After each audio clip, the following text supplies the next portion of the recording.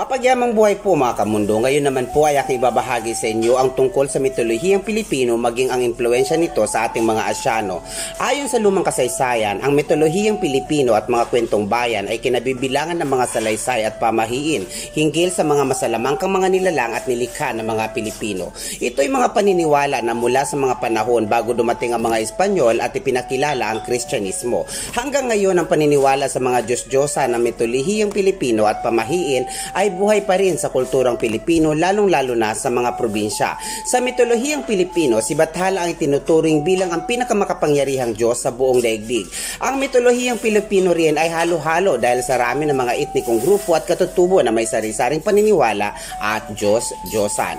Ang mitolohiyang Pilipino ay binubuo ng mga Diyos, mga hayop, mga mahiwagang nilalang at mga diwata. Ito rin ay binubuo ng mga panitikan, mga ipiko, alamat at kwentong bayan. Narito naman po ang kasaysayan at impluensya ng mitolohiyang Pilipino sa ating mga Asyano. Bago dumating ang mga sinaunang Pilipino ay mayroon ng mga sariling relihiyon tulad ng animismo, ang pagsamba sa kalikasan at paganismo.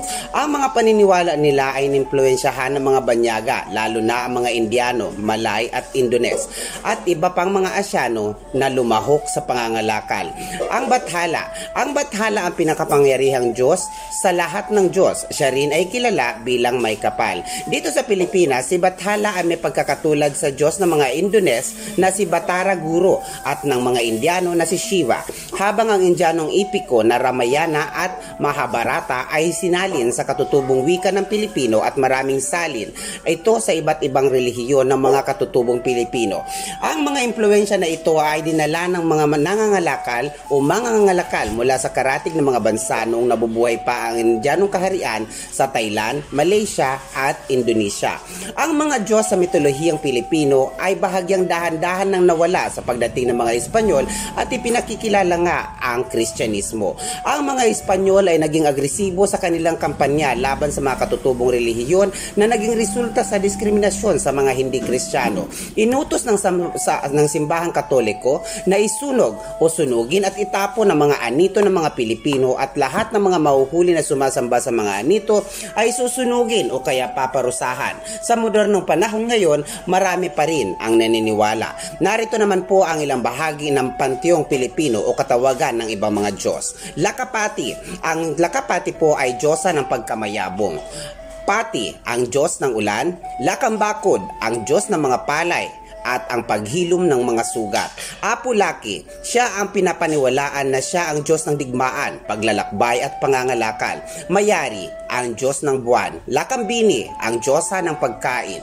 Linga, ang Diyos ng paghilom ng sugat at pagkamayabong. Mangkukutod, ang Diyos ng isang partikular na grupo ng mga Tagalog. Anitong tao, ang Diyos ng ulan at hangin. Agawe, Diyos ng tubig. Hayo, Diyos ng dagat. Edyonale, Diyosa ng pagsasaka. Lesbusawin, Diyosa ng mga kaluluwa o Diyos ng mga kaluluwa. Narito naman po ang ilang bahagi ng mga mahiwagang nilalang. Aswang, siya rin ay isang Diyos, pero ang aswang ay pinaniniwalaan na ito'y tao na kumakain ng kapwa-tao. Kung minsan ang mga ito ay pinaniniwalaan na may mga pakpak at sila raw ay gising kung gabi para maghanap ng makakain o maaswang. Duwende, pinapaniwalaan bilang isang maliit na tao na may mga mahiwagang kapangyarihan. Kapre, isang uri ng halimaw na napakalaki at napakabalahibo. Pinaniniwalaang ito ay mahilig sa tabako. Maligno, ang maligno ay isang nilalang na pinaniniwalaang nahahati sa mabuti at masamang grupo. Manananggal, ang manananggal naman po ay isang nilalang na may kakayahang magbago ang anyo tuwing kabilugan ng buwan. Tikbalang, ang tikbalang ay isang nilalang na may kabayong hitsura. Tiyanak, isang sanggol na nagiging halimaw tuwing sasapit ng gabi at lalong mabangis tuwing kabilugan ng buwan. Lolong, ang lolong po ay isang matandang pag nagkakatotoo ang panaginip. Mga kamundo, paano man natin kinilala ang ating Panginoon, paano man natin pinapanginoon ang ating sinasamba, lagi po natin tandaan na isa lang po ang kailangan nating paniwalaan at higit sa lahat, isa lang po ang kailangan nating matutunan na siyang pinagugatan ng ating buhay, kundi ang dakilang lumikha ng langit at lupa na siyang nagahari dulot ng pag-ibig na kanyang isinaboy sa buong sanlibutan. Ito po ang Mundo at Karunungan na lagi nagsasabing, mahal ko po kayo. Maraming salamat po.